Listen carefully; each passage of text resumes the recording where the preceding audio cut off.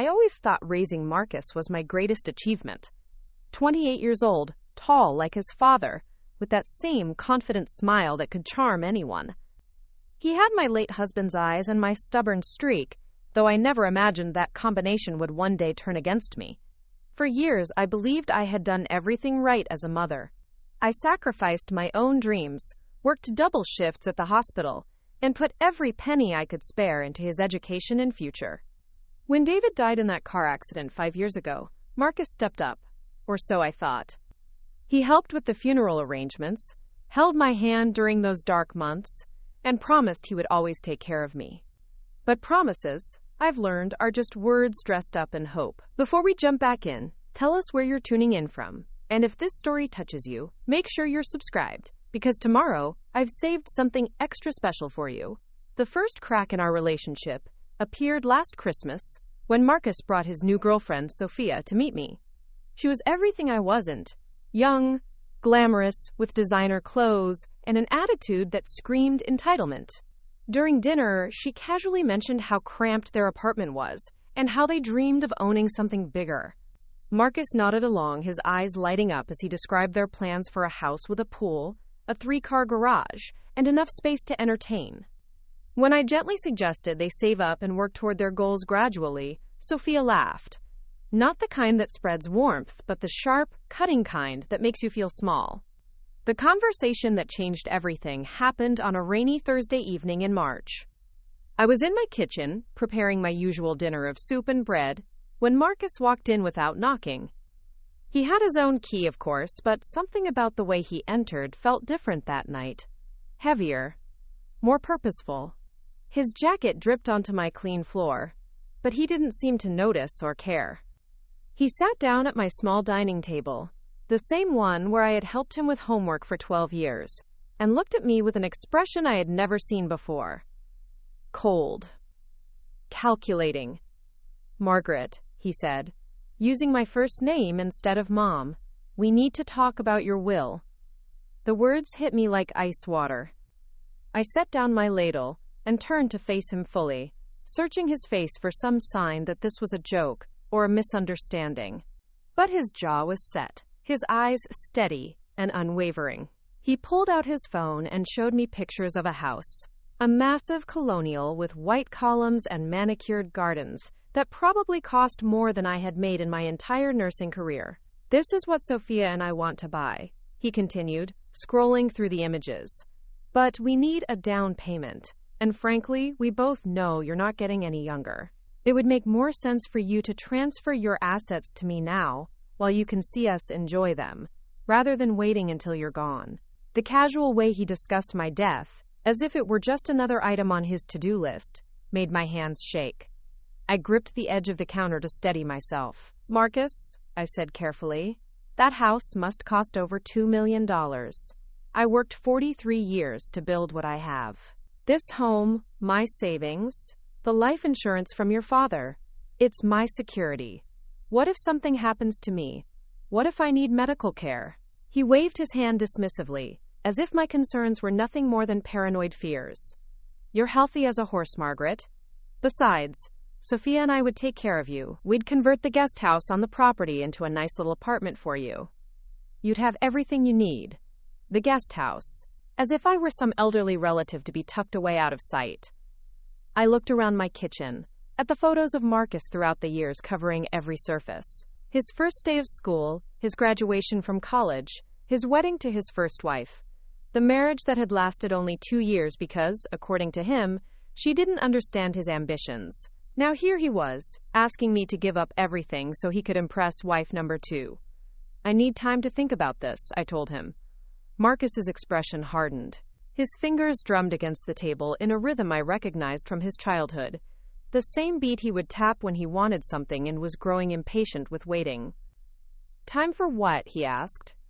"It's a simple decision, really. You either trust me to take care of you, or you don't. Sophia thinks you're being selfish by hoarding all this wealth when we could be building our future together. Sophia thinks." Those 2 words revealed more than Marcus probably intended. I realized then that this conversation, this demand, hadn't originated with my son. It had been planted, nurtured, and grown in the fertile ground of his relationship with a woman who saw my life's work as nothing more than an obstacle to her desires. But Marcus was a grown man, and he had chosen to come here and ask me to give up my security for his wants. That choice was entirely his own. I told him I would consider it, hoping to buy myself time to process what had just happened. He smiled then, the first genuine expression he had shown all evening, and kissed my cheek before leaving. But that smile haunted me through the sleepless night that followed. It wasn't the smile of a son who loved his mother. It was the smile of someone who had already decided what my answer would be, regardless of what I actually wanted. 3 days later, Marcus returned with Sophia in tow.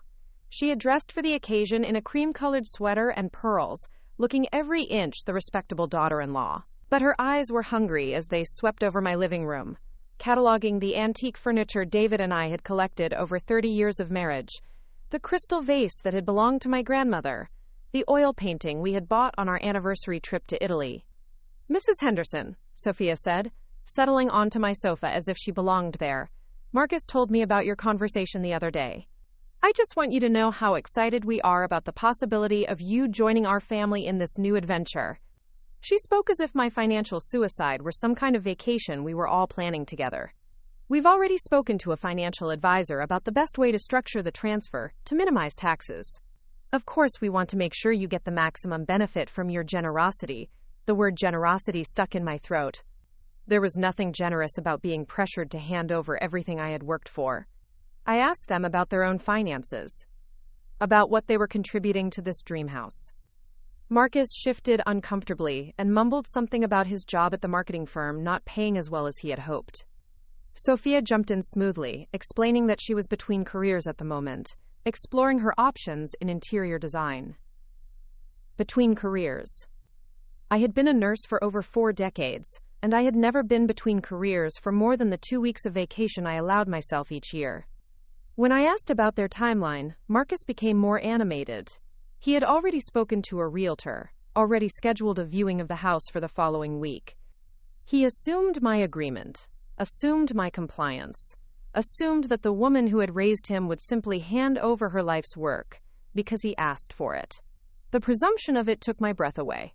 But what truly shocked me was the way Sophia reached over and patted my hand, as if I were a child who needed comfort while the adults made important decisions.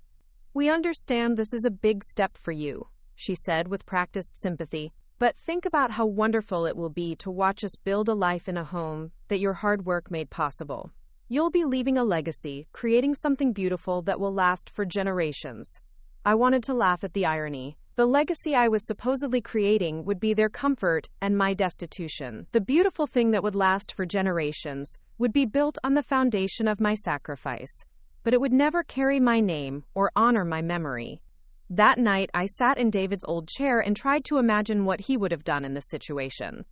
He had loved Marcus dearly, but he had also been a practical man who understood the value of hard work and financial security.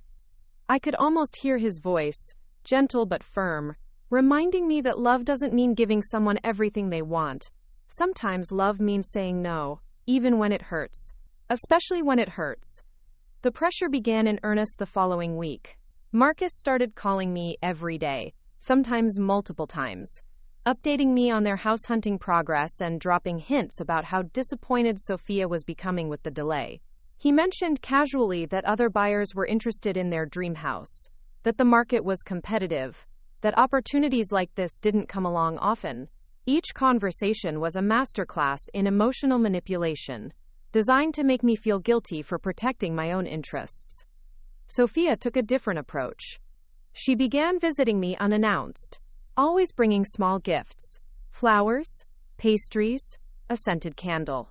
She would sit in my kitchen and share stories about her childhood, about how she had always dreamed of having a real family and a stable home.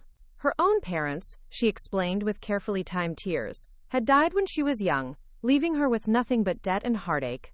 Marcus was her chance at happiness, she said, and this house would be their fresh start. I found myself almost feeling sorry for her until I caught her one afternoon photographing my jewelry box when she thought I was in the bathroom. She quickly put her phone away when I returned, but the damage was done. This wasn't about love or family or fresh starts. This was about money, pure and simple, and I was the obstacle standing between them and their dreams of wealth. The breaking point came 3 weeks after that first conversation. I had finally worked up the courage to tell Marcus that I wouldn't be transferring my assets to him, that I needed to keep my security for my own future. I had practiced the words in front of my bathroom mirror, rehearsed the explanations I would give, prepared myself for his disappointment. But I wasn't prepared for his rage. He exploded the moment I said no. His face turned red, his voice rose to a level one had never heard from him before, and his words cut through me like broken glass. Selfish, he called me. Heartless. Ungrateful. He accused me of hoarding money I would never be able to spend, of caring more about my bank balance than his happiness. Preparing and narrating this story took us a lot of time. So if you are enjoying it, subscribe to our channel. It means a lot to us. Now, back to the story. He said I was just like my own mother, who had died with a substantial savings account, but had never helped anyone while she was alive. The comparison to my mother was particularly cruel, because Marcus knew how complicated that relationship had been. She had been a woman shaped by the Great Depression, someone who saved every penny and trusted no one with her financial security. I had promised myself I would be different, more generous, more open with my resources. But generosity, I was learning, didn't mean financial suicide. And openness didn't mean giving up my right to make my own decisions about my own money. Sophia watched the entire argument in silence, her face a mask of sympathetic concern. But I caught glimpses of something else in her expression. Satisfaction, perhaps, or vindication. This explosion had been orchestrated, I realized. They had discussed beforehand how to handle my refusal, and this tantrum was Marcus's assigned role in their drama.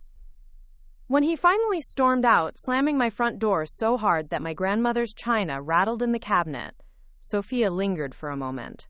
She approached me with what I can only describe as predatory gentleness, her voice soft and understanding. I know Marcus gets passionate when he cares about something, she said, but you have to understand how much this means to him. To us. He's invested so much emotional energy in this dream, and he truly believed you would want to be part of making it come true. Now he feels rejected by the one person whose opinion matters most to him. The manipulation was so smooth, so expertly delivered, that I almost felt guilty for causing their pain. Almost. But 43 years of nursing had taught me to recognize emotional manipulation when I saw it. I had dealt with family members who tried to guilt-trip staff into providing special treatment for their loved ones, with patients who feigned symptoms to get attention or medication, with administrators who used emotional pressure to convince nurses to work double shifts without proper compensation. Sophia's performance was professional grade, but it was still a performance. After they left, I sat in my empty house and felt the weight of what had just happened. My son, the child I had loved unconditionally for 28 years, had just told me that his want for a fancy house was more important than my need for security. The woman he had chosen to share his life with had stood by and watched him berate his own mother, then tried to make me feel guilty for protecting myself. And somewhere in the midst of all that anger and manipulation, I realized that I didn't really know who Marcus had become. The man who had held my hand at his father's funeral wouldn't have demanded my inheritance. The boy who had called me every week during his first year of college wouldn't have accused me of being selfish for wanting to keep my own money. The son I thought I knew wouldn't have brought his girlfriend to pressure me into giving up my security. But perhaps that man, that boy, that son, had never really existed. Perhaps I had been so busy loving who I wanted Marcus to be that I had failed to see who he actually was. That realization hurt more than his angry words, more than Sophia's calculating smiles, more than the knowledge that they saw me as nothing more than an obstacle to overcome.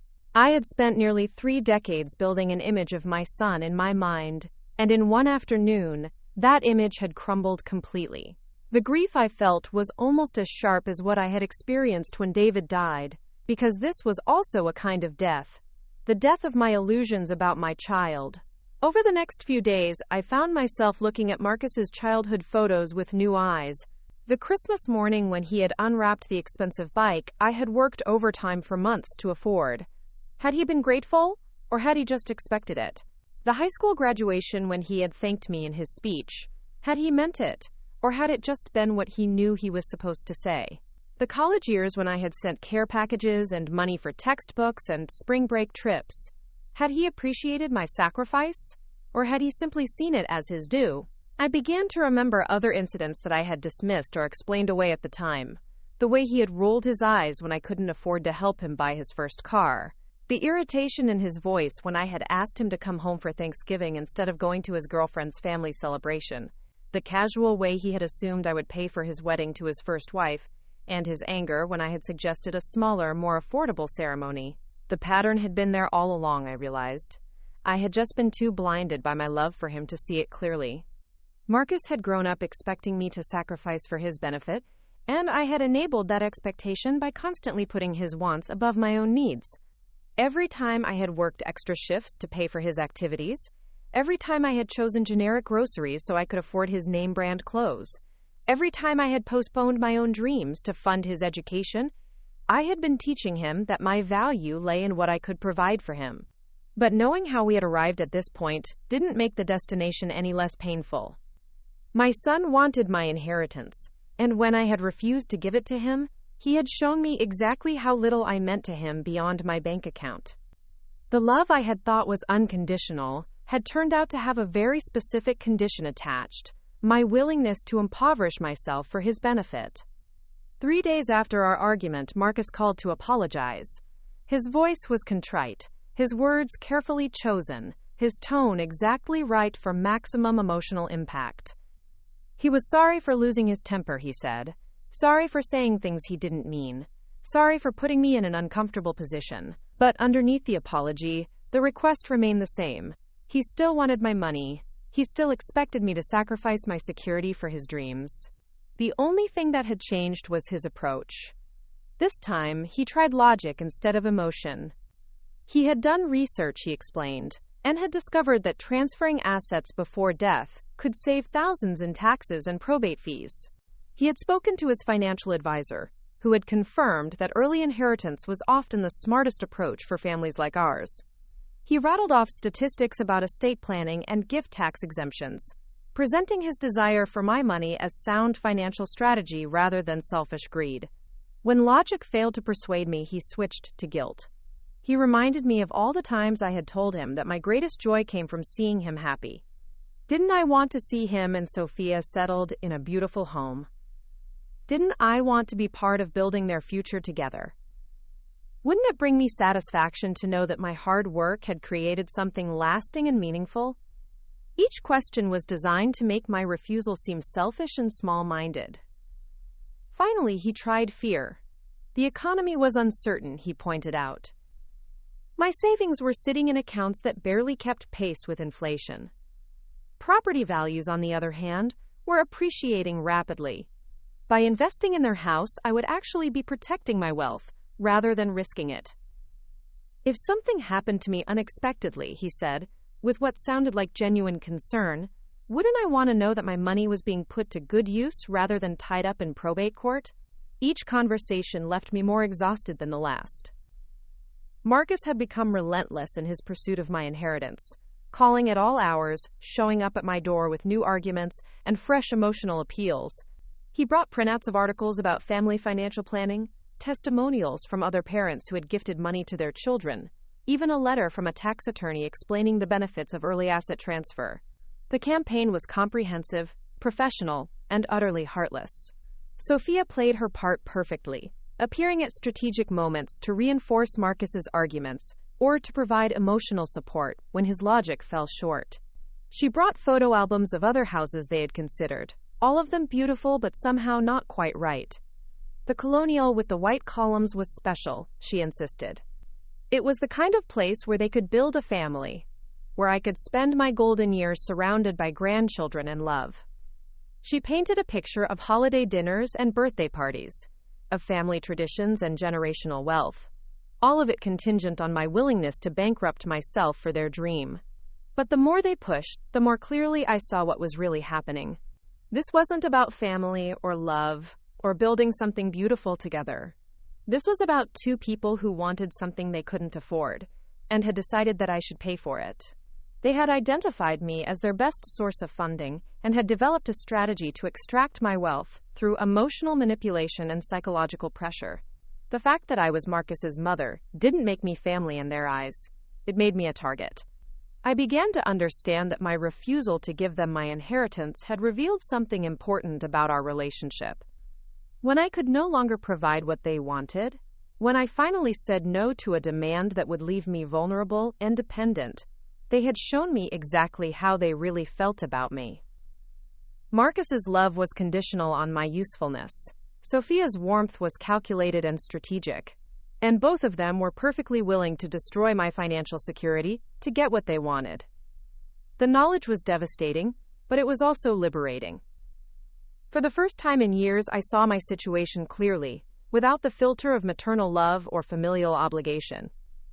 I was a 68-year-old woman with a comfortable but not extravagant retirement fund, a paid-off house, and a son who viewed me as nothing more than an ATM with emotions.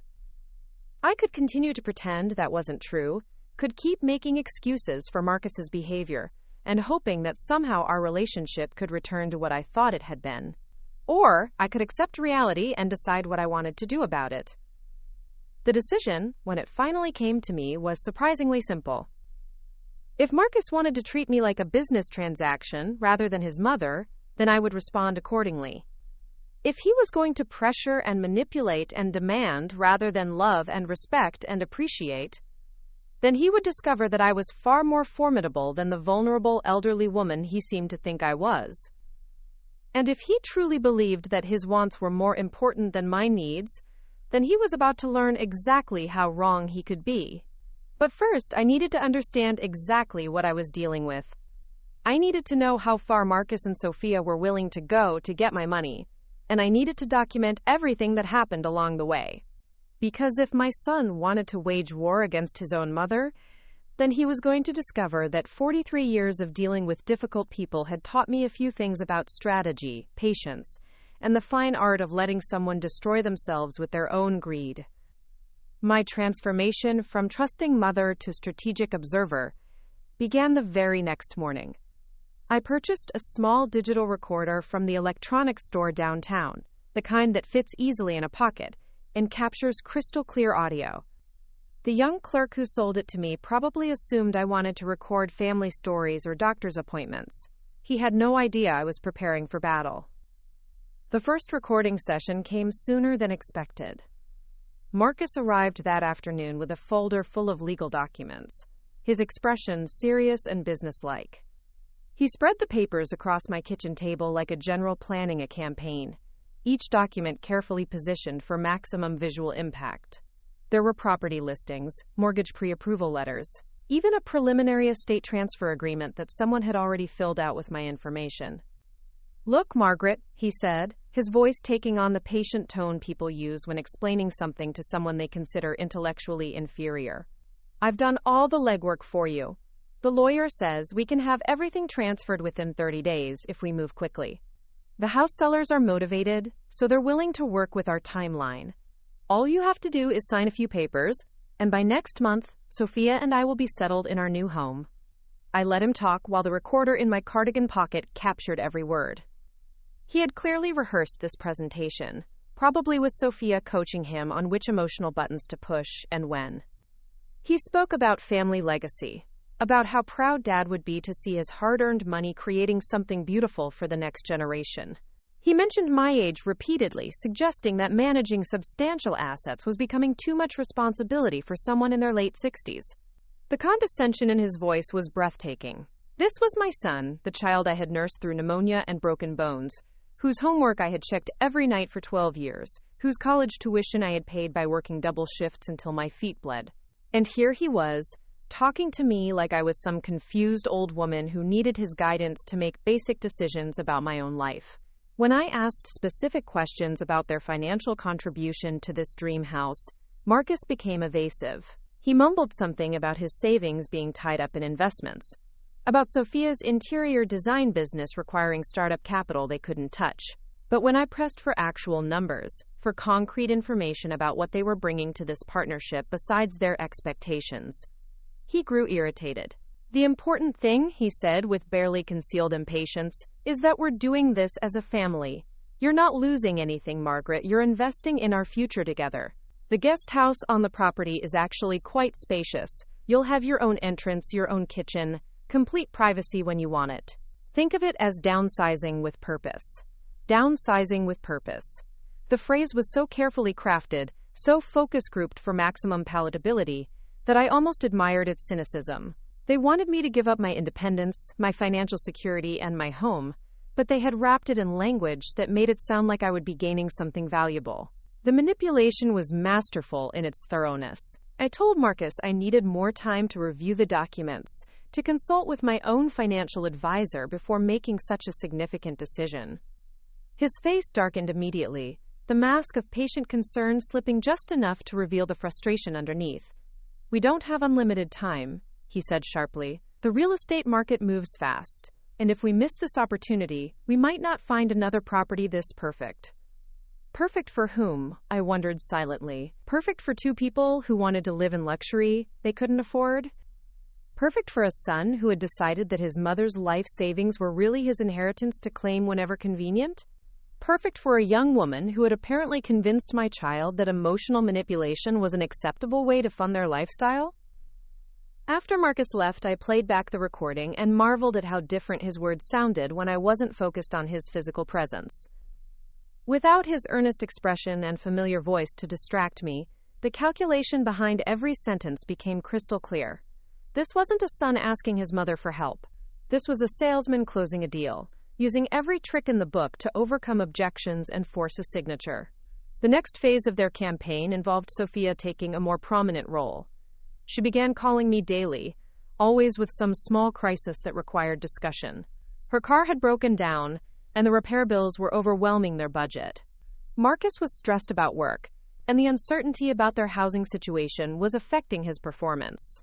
She was having trouble sleeping in their cramped apartment, and the doctor had suggested that a more peaceful environment might help with her anxiety. Each conversation was a masterclass in emotional manipulation. Sophia never directly asked for money or pressed me about the inheritance. Instead, she painted a picture of two young people struggling against circumstances beyond their control, working hard but never quite able to get ahead because of forces like expensive rent and unexpected expenses. The solution to all their problems, she implied without ever stating outright, was the financial stability that my inheritance could provide. She also began sharing intimate details about her relationship with Marcus, information clearly designed to make me feel invested in their success as a couple. She told me about the romantic dinners he planned despite their tight budget, about how he talked about wanting to give her the life she deserved, about his dreams of becoming a father and raising children in a house with a backyard and good schools nearby. The picture she painted was achingly appealing. My son as the devoted partner, working tirelessly to build a future worthy of the woman he loved. But I had raised Marcus, and I knew exactly how romantic and thoughtful he could be when he wanted something badly enough. His first wife had probably heard similar promises about the life he planned to give her, right up until he decided that marriage was too confining and divorced her for someone with fewer expectations. I started documenting these conversations as well, taking notes immediately after each call about what Sophia had said and how she had tried to influence my thinking. The pattern that emerged was sophisticated and deliberate. She was systematically building a narrative designed to make me feel guilty about my resistance to their plans, while simultaneously making me feel necessary to their happiness. But the most revealing conversation happened when Sophia thought I had hung up the phone. I had said goodbye and moved to place the receiver back in its cradle when I heard her voice, faint but audible, talking to someone in the background. "The old bat is being more stubborn than we expected," she said with casual cruelty. "But Marcus thinks she'll cave eventually. She always has before." The words hit me like a physical blow. Old bat. They saw me as nothing more than an obstacle to overcome, a problem to solve through persistence and manipulation. And Marcus had apparently told Sophia that I always caved to pressure eventually, that my resistance was just a temporary hurdle, rather than a legitimate position deserving of respect. I recorded my reaction to that overheard conversation, speaking into my little device like it was a diary. My voice shook with anger and hurt as I described how it felt to learn that my own son discussed me with his girlfriend, like I was some difficult client, rather than the woman who had given him life and sacrificed everything for his well-being. But underneath the pain, I felt something else growing, a cold, clear determination to show them exactly how wrong they were about my character. The pressure campaign intensified over the following weeks. Marcus began dropping by unannounced at all hours, always with some new piece of information designed to create urgency around their house purchase. Other buyers were circling the property, he claimed. The sellers were getting impatient with the delayed timeline.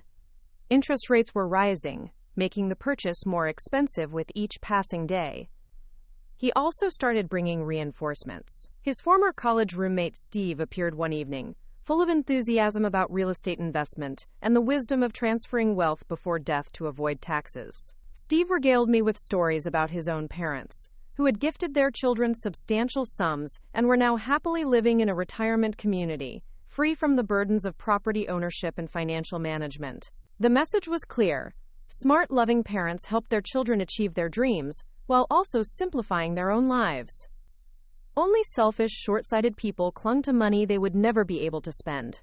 Steve's performance was polished and persuasive, clearly the result of careful coaching from Marcus and Sophia. A few days later, Sophia brought her friend Rachel, a real estate agent who just happened to specialize in luxury properties for young families. Rachel had extensive knowledge about the colonial house that Marcus and Sophia wanted, including detailed information about the guest house, where I would supposedly live after transferring my assets to fund their purchase. Rachel spread architectural drawings across my coffee table, pointing out features that would make the guest house perfect for someone of my age and circumstances. It had grab bars in the bathroom, she noted approvingly. The kitchen was designed for easy accessibility, with lower counters and shallow cabinets. The bedroom was on the ground floor, eliminating any concerns about stairs as I got older. The tour of my potential future accommodations was surreal in its presumption. These people had planned out every detail of how I would live after I gave them my money, right down to the assistive devices I might need as I aged. They had designed my dependents with the same care they had put into selecting granite countertops and hardwood floors for the main house. But what struck me most forcefully was how small their vision was for my remaining years. The guest house Rachel described so enthusiastically was essentially a studio apartment with medical equipment. There was no space for entertaining friends, no room for hobbies or projects, no accommodation for the possibility that I might want to travel or pursue new interests. They had reduced my future to the basic necessities of survival, apparently believing that at 68 I should be grateful for a safe place to exist quietly until death. I began researching the property they wanted to buy, using public records and online resources to learn everything I could about its history and current market value. What I discovered was illuminating. The house had been on the market for over a year, with multiple price reductions that suggested the sellers were indeed motivated, but not for the reasons Marcus had implied. The property had significant issues that weren't immediately apparent from the glossy photos Marcus had shown me. The foundation needed major repairs, the electrical system was outdated and potentially dangerous, and the roof would require complete replacement within the next few years. The gorgeous pool that Sophia had rhapsodized about was actually a liability, with cracks in the deck and a filtration system that hadn't been properly maintained. Most importantly, the asking price was inflated by at least $300,000 compared to similar properties in the area. Marcus and Sophia weren't just asking me to fund their dream house. They were asking me to overpay dramatically for a property that would immediately become a financial burden requiring constant expensive repairs. Armed with this information, I felt a new kind of clarity about their motivations. They weren't just greedy or entitled. They were also remarkably naive about real estate investment and financial planning. They had fallen in love with an image rather than analyzing an actual property, and they expected me to fund their poor judgment with my life savings. When I mentioned some of my concerns about the property to Marcus during his next visit, his reaction was telling. Instead of addressing the specific issues I had raised, he became defensive and angry. "You're just looking for excuses," he accused me. "You've already made up your mind to keep all your money for yourself, And now you're trying to justify your selfishness by finding problems with our choice. The speed with which he dismissed my legitimate concerns told me everything I needed to know about how seriously he took my opinions and expertise. I had been managing my own finances successfully for over 40 years, had saved enough money to retire comfortably despite earning a modest salary, and had made sound investment decisions that had grown my wealth steadily over time. But Marcus treated my questions about his financial planning like the confused ramblings of someone too old to understand modern real estate markets. Sophia tried a different approach when she realized that factual arguments weren't working in their favor. She began appealing to my emotions more directly, sharing stories about her difficult childhood and her dreams of creating the stable family life she had never experienced. She talked about wanting children soon and how important it was to have a proper home where grandchildren could visit and play safely. The grandchildren card was expertly played. Sophia knew that I had been hoping for years that Marcus would start a family, and she used that longing against me with surgical precision. She described the nursery she would create in the colonial house, the swing set Marcus would build in the backyard, the holiday traditions we would establish together across the generations. But even as she painted these appealing pictures, I noticed that every scenario she described cast me in a supporting role. I would be the grateful grandmother visiting the beautiful home that my sacrifice had made possible. I would be the elderly family member invited to participate in celebrations held in spaces I had funded but could never truly call my own.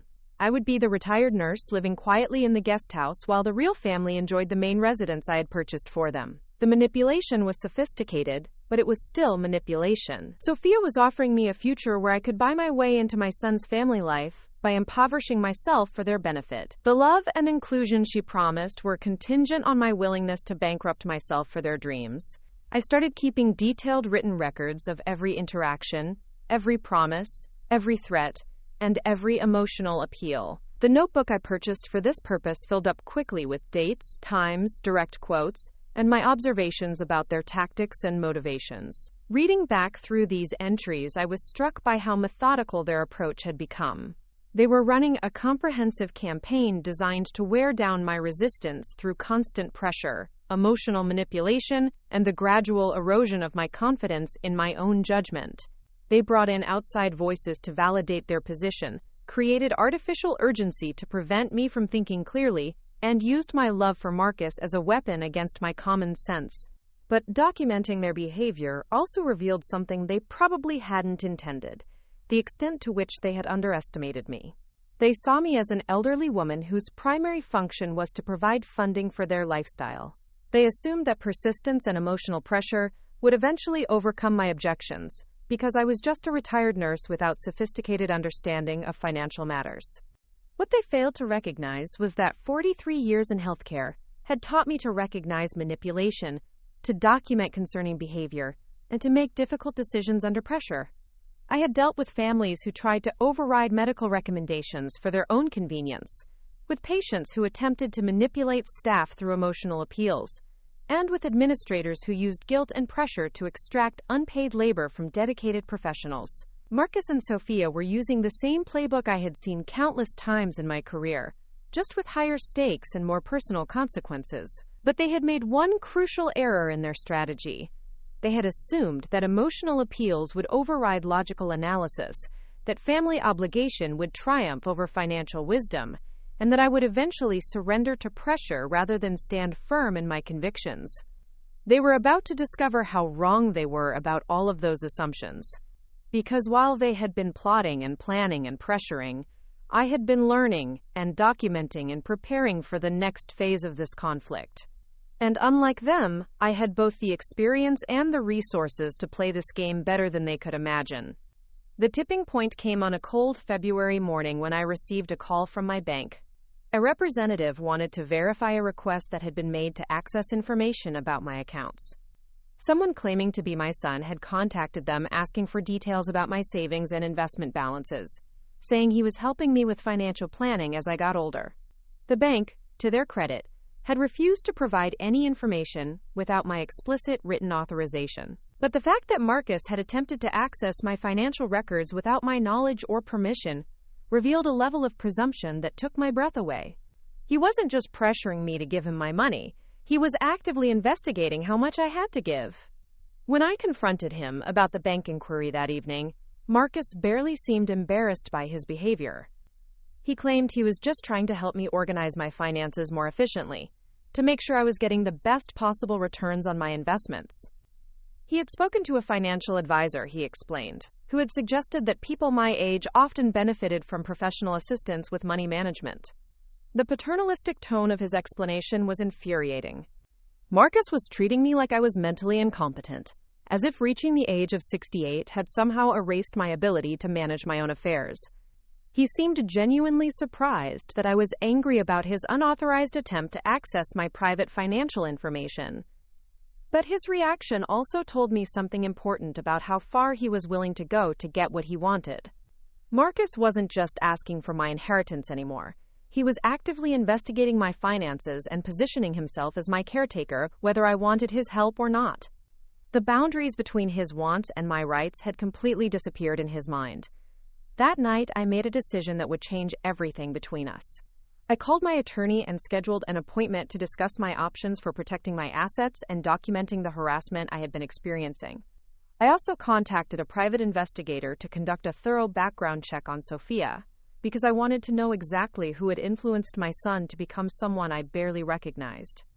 The information I gathered over the next 2 weeks was both illuminating and disturbing. Sophia's background was far more complicated than she had led me to believe.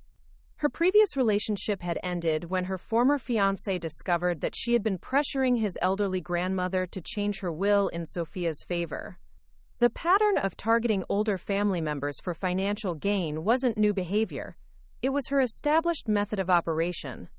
More troubling still, my investigator uncovered evidence that Sophia had been researching my financial situation from the very beginning of her relationship with Marcus.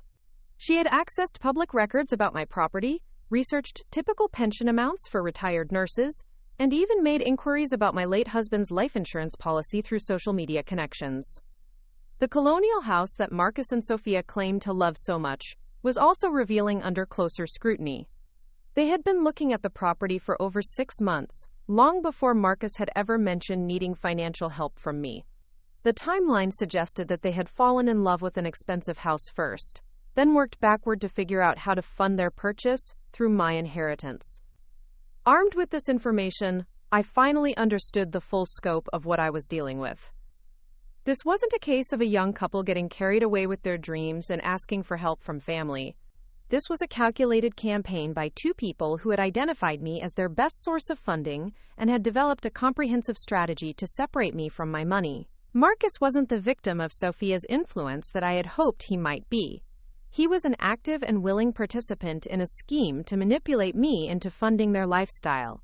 The son I had raised, the man I had loved unconditionally for 28 years, had chosen to view me as nothing more than an ATM with inconvenient opinions about how my money should be spent.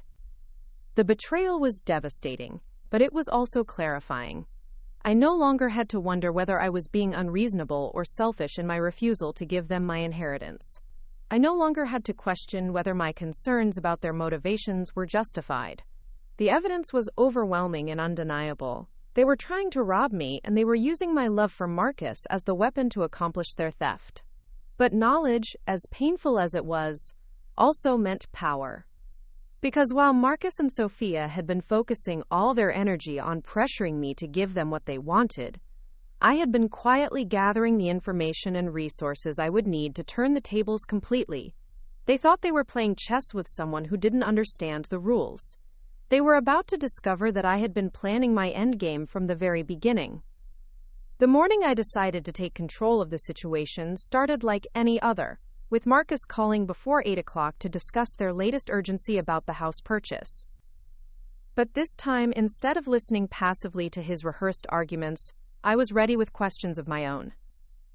I asked him about Sophia's previous engagement, about her history of targeting elderly relatives for financial support, about the real condition of the colonial house they claimed to love so desperately.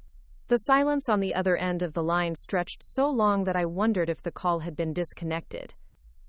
When Marcus finally spoke, his voice had lost all pretense of warmth or familial affection. "How did you find out about that?" he asked. and the coldness in his tone confirmed everything my investigator had discovered. There was no denial, no surprise, no attempt to explain away the damaging information, just the flat acknowledgement of someone who had been caught in a lie.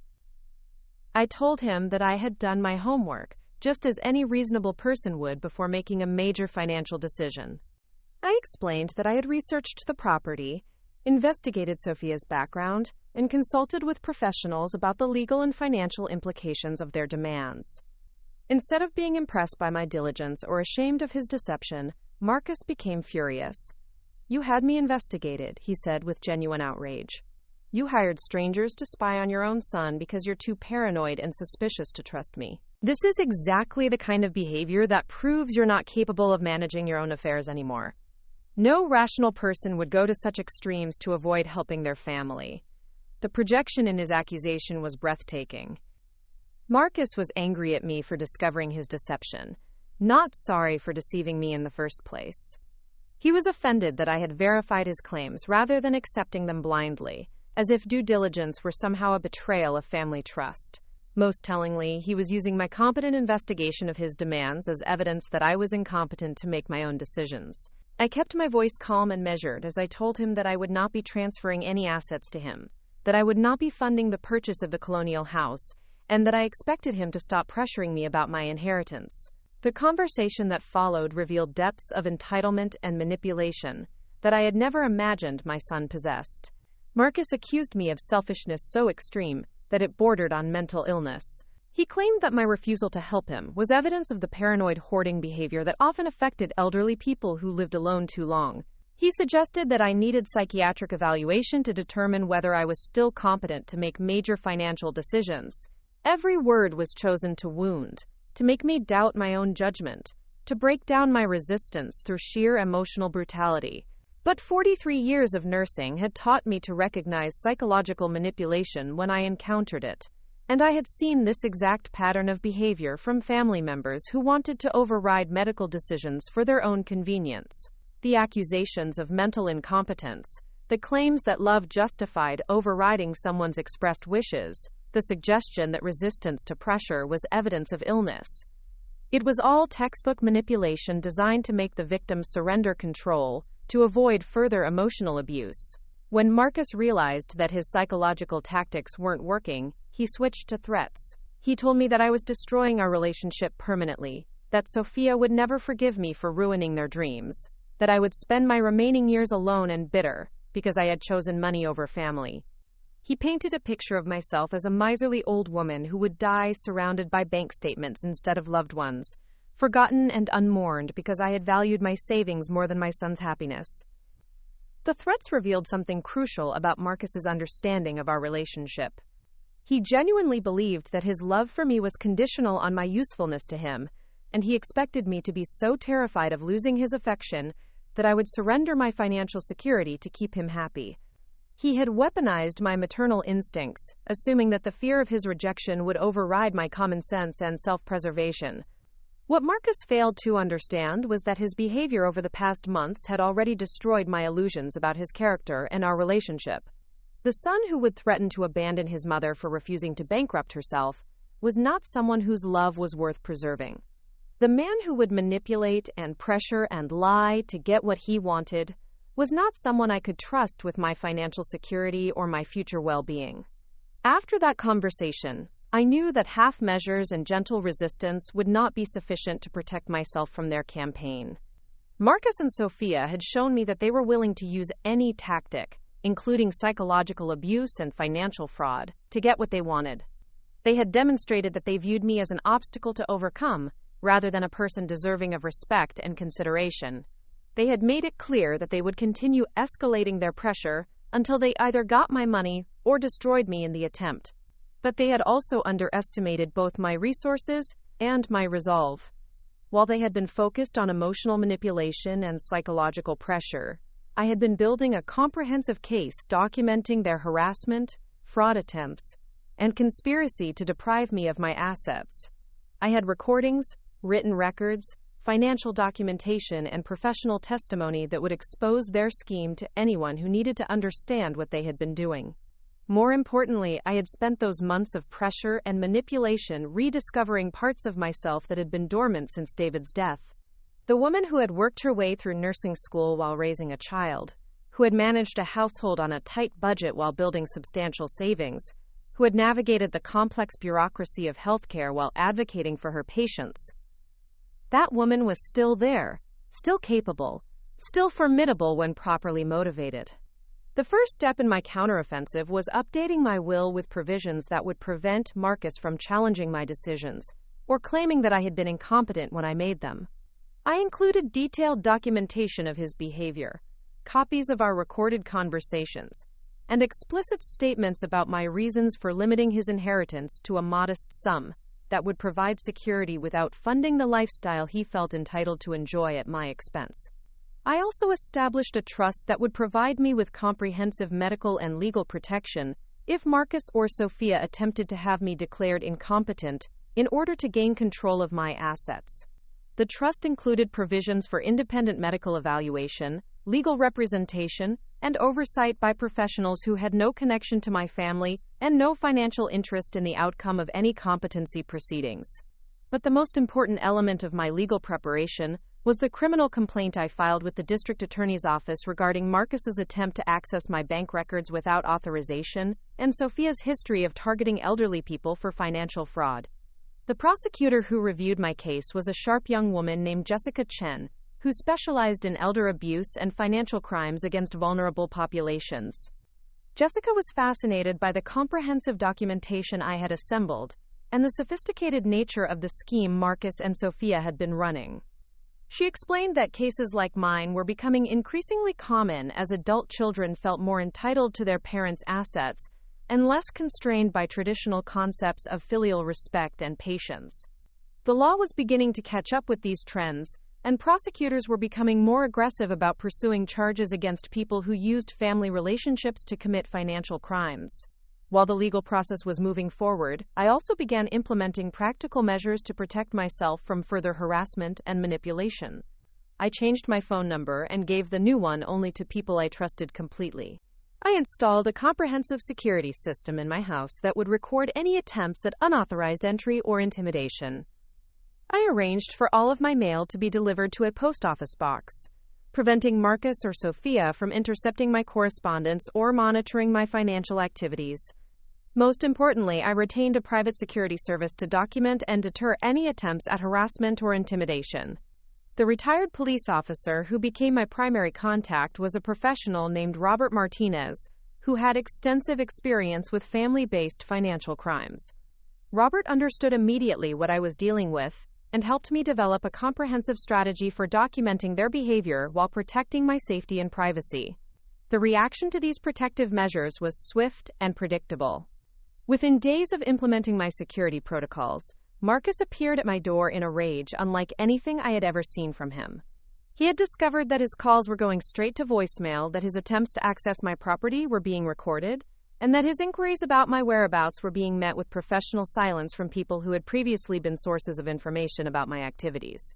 The confrontation that followed was captured in its entirety by my security system, providing crystal clear evidence of Marcus's willingness to use intimidation and threats to get what he wanted. He pounded on my door, shouted accusations through the windows, and made explicit threats about what would happen if I continued to resist his demands. The mask of concerned son helping his aging mother had completely disappeared, replaced by the ugly reality of a man who felt entitled to someone else's money and was willing to use any means necessary to get it. When I refused to open the door or engage with his tantrum, Marcus escalated to property damage, kicking my flower pots and throwing rocks at my windows. The whole incident was recorded by multiple cameras and witnessed by neighbors who had come outside to see what was causing the commotion. By the time Robert Martinez arrived to document the scene, Marcus had provided enough evidence of harassment and intimidation to support serious criminal charges. But the most damaging evidence came from Marcus himself, in the form of voicemail messages he left after storming away from my house. In these recordings, he explicitly threatened to have me declared mentally incompetent if I didn't surrender control of my finances to him. He detailed his plans to contest my will, to challenge any legal documents I had executed, and to use my age and living situation as evidence that I was no longer capable of managing my own affairs. Most incriminatingly, Marcus left a message describing his conversation with Sophia about accelerating their timeline for gaining control of my assets. He talked about the need to act quickly before I could establish legal protections that would make their plan more difficult to execute. He discussed their strategy for isolating me from friends and advisors who might interfere with their scheme. He revealed that they had been researching guardianship procedures and elder care facilities, apparently planning to have me institutionalized once they gained control of my money. These recordings provided prosecutors with clear evidence of conspiracy to commit financial fraud, elder abuse, and possibly kidnapping. But they also revealed the full scope of what Marcus and Sophia had been planning for my future. They hadn't just wanted my money.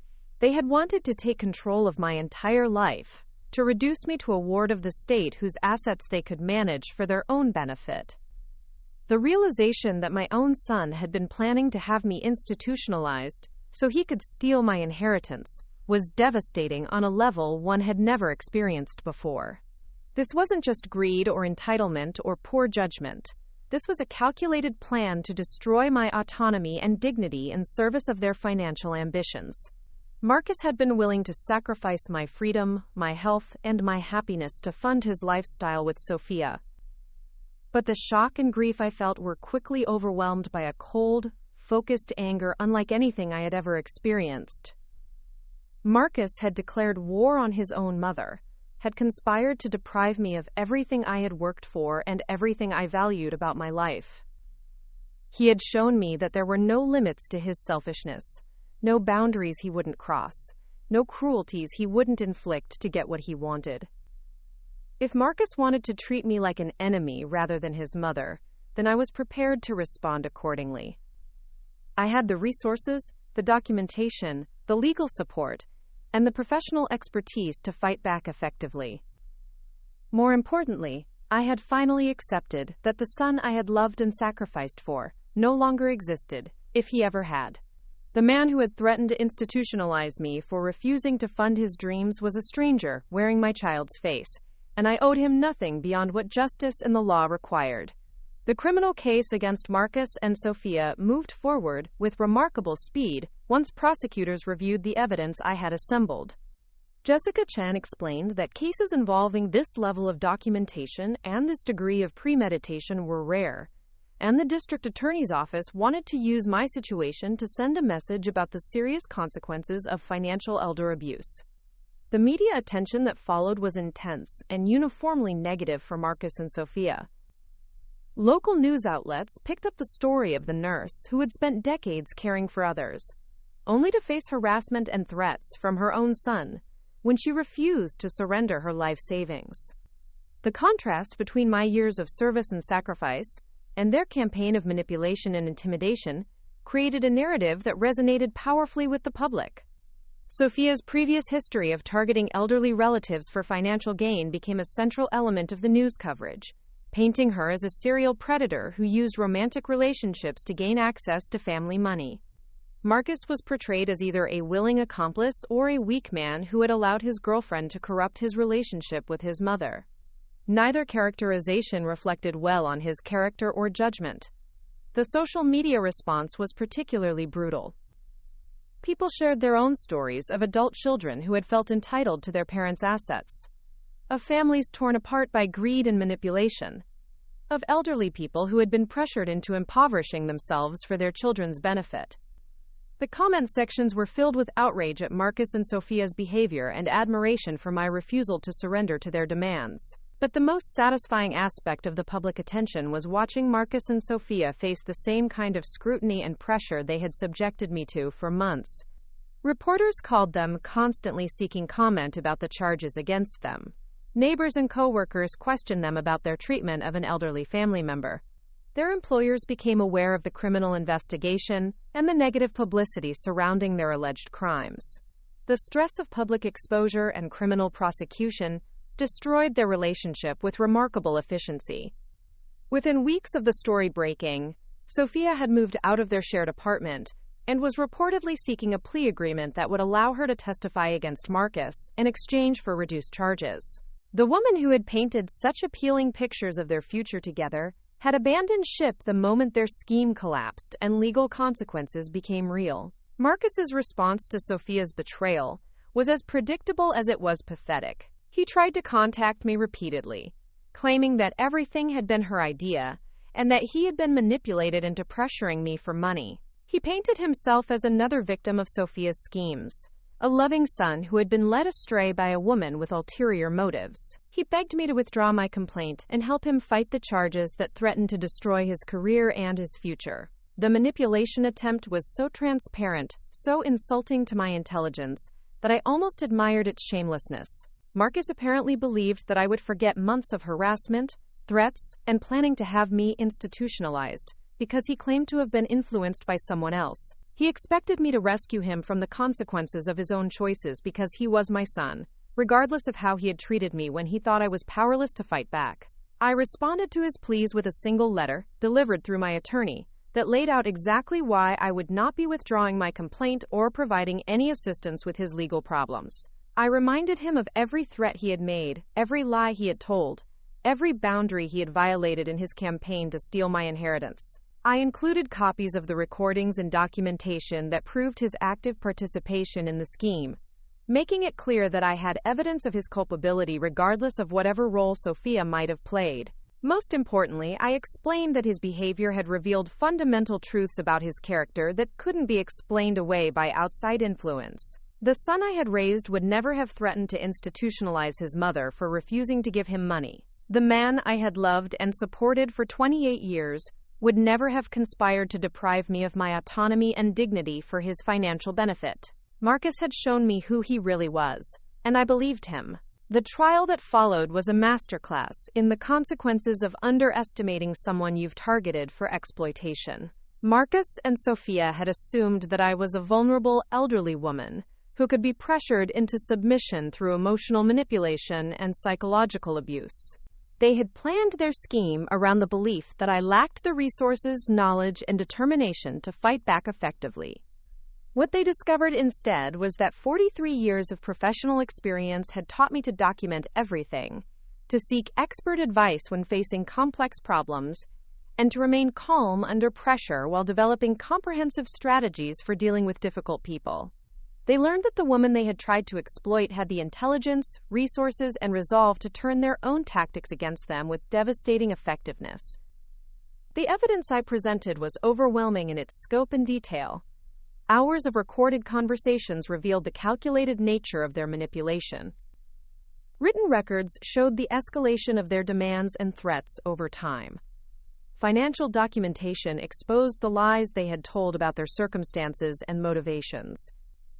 Professional testimony established the psychological and legal framework for understanding their behavior as criminal, rather than merely unpleasant.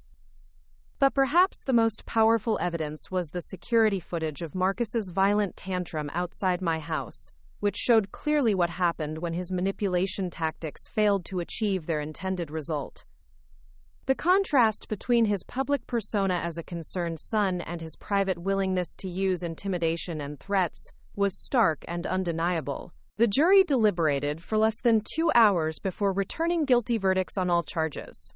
Marcus was sentenced to 3 years in prison for financial elder abuse, conspiracy to commit fraud, and harassment. Sophia received 5 years due to her previous conviction for similar crimes and her role as the primary architect of the scheme. Both were ordered to pay substantial restitution and were permanently prohibited from contacting me or approaching my property. The civil lawsuits that followed allowed me to recover all of the money I had spent on legal fees, private investigators, and security measures. More importantly, the court awarded substantial punitive damages that sent a clear message about the serious consequences of targeting elderly people for financial exploitation. The money would be donated to organizations that helped other seniors protect themselves from family-based financial abuse. But the real victory wasn't financial or legal. It was personal. I had faced down a comprehensive campaign of manipulation, intimidation, and abuse from people who thought they could exploit my age and my love for my son to steal everything I had worked for. I had refused to surrender my autonomy, my dignity, or my security to people who saw me as nothing more than an ATM with inconvenient opinions about how my money should be spent. Most importantly, I had reclaimed my own life and my own future. The months of pressure and manipulation had forced me to rediscover strengths I had forgotten I possessed, to develop new skills and relationships, and to build a support network that would protect me from future exploitation. I was no longer the isolated widow who had seemed like such an appealing target to Marcus and Sophia. In the year following their conviction, I used my settlement money to establish a foundation that provided legal and financial support to other elderly people facing manipulation and abuse from family members.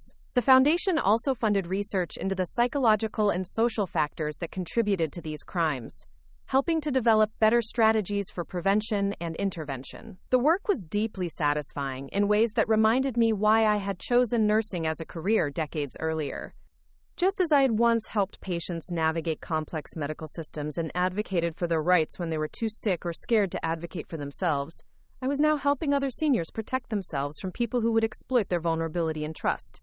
The foundation also gave me a platform to speak publicly about financial elder abuse and the warning signs that families should watch for. I traveled to conferences and community centers, sharing my story and teaching other people how to recognize manipulation tactics, document concerning behavior, and seek help before situations became critical. The response to these presentations was overwhelming. Hundreds of people contacted me with their own stories of financial pressure from adult children, grandchildren, and other relatives who felt entitled to assets they hadn't earned. Many had been struggling in isolation, ashamed to admit that their own family members were treating them poorly and unsure whether their concerns were justified. By sharing my experience and the strategies I had used to protect myself, I was able to help other people recognize that they deserved to maintain control over their own resources regardless of their age or their children's expectations. I showed them that resistance to financial pressure wasn't selfishness or paranoia. It was self-preservation and common sense. The work also connected me with other survivors of financial elder abuse who had fought back successfully against family members who tried to exploit them. These relationships provided a sense of community and purpose that had been missing from my life since David's death. I was no longer the lonely widow that Marcus and Sophia had thought would be easy to manipulate. I was part of a network of strong, resilient people who had refused to become victims, despite intense pressure from people who should have protected them. Looking back on the entire experience, I realized that Marcus and Sophia had actually done me a favor by revealing their true characters before I had made any irrevocable financial decisions. If I had given them my inheritance as they demanded, I would have spent my remaining years dependent on people who saw me as a burden rather than a family member. I would have been trapped in their guest house, isolated from friends and advisors, completely at their mercy for my basic needs and medical care. Instead, their greed and impatience had exposed their scheme before they could complete it, allowing me to protect myself and build a new life based on my own values and priorities. The son I thought I had lost to Sophia's influence had never really existed. He had always been the kind of person who would exploit his own mother if he thought he could get away with it. Learning that truth was painful, but it was also liberating. The final chapter of this story came 2 years after Marcus's conviction, when he was released from prison and attempted to contact me through intermediaries. He claimed to have learned from his mistakes, to understand now how wrong he had been, and to want nothing more than the chance to rebuild our relationship. He said he had ended things permanently with Sophia and was ready to prove that he could be the son I deserved. I considered his request carefully, reviewing everything that had happened and thinking about what kind of relationship, if any, might be possible between us. But ultimately, I realized that trust, once broken as completely as Marcus had broken it, could never be fully repaired. The man who had conspired to have me institutionalized so he could steal my money had revealed fundamental aspects of his character that no amount of time or contrition could change. More importantly, I had built a new life that was fulfilling, meaningful, and secure. I had work that mattered, relationships based on mutual respect rather than financial dependency, and the knowledge that I had successfully defended myself against people who tried to exploit me. I didn't need Marcus's love or approval to feel complete, and I couldn't trust his motivations enough to risk the peace and security I had fought so hard to achieve. My response was delivered through my attorney in the form of a brief, clear statement. I acknowledged that Marcus had served his sentence and paid his legal debts to society. but I explained that some betrayals were too fundamental to forgive. The son who would threaten his mother's freedom and dignity for money was not someone I could ever trust again, regardless of what he claimed to have learned from his experience. I wished him well in building a new life for himself, but I made it clear that this new life would not include me. The relationship between us had ended the day he chose to see me as an obstacle to his dreams, rather than the mother who had loved and supported him for 28 years. That choice had consequences, and living with those consequences was part of accepting responsibility for his actions. The letter concluded with my hope that Marcus would use his experience to become a better person, who would never again try to exploit vulnerable people for financial gain. But whether he learned from his mistakes or repeated them with other victims was no longer my concern.